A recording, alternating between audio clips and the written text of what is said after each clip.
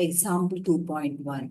Calculate the potential at a point P due to a charge 4 into 10 to the power minus 7 coulomb located 9 centimeter away. Part B. Hence obtain the work done in bringing a charge 2 into 10 to the power minus 9 coulomb from infinity to that point. Does the answer depend on the path along which the charge is brought? Okay. First, we'll start with the first part. A point charge 4 into 10 to the power minus 7. It is located here. Okay. Now, we have to go at a distance 9 centimeter. What is the potential here? Charge value 4 into 10 to the power minus 7. Separation 9 centimeter. Conversion to meter. Now, first part, what is the potential?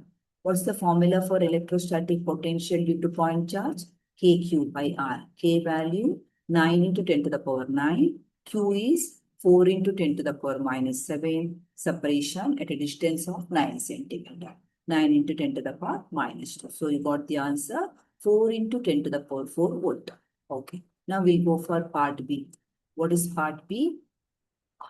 Obtain the work done in bringing the charge 2 into 10 to the power minus 9 from infinity to the point P. The charge is somewhere here, very far. You are bringing it to point P. How much work is required? Work done formula, charge into potential. Which charge?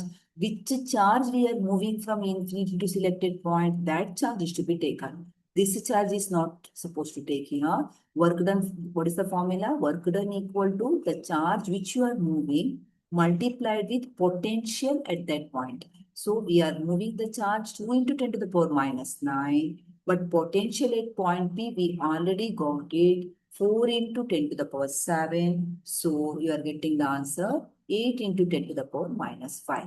Last part, does work done depend on path? No, because it never depends on path. Electrostatic force is conservative. What do you mean by conservative force? It depends only on initial and final point. It does not depend upon the path.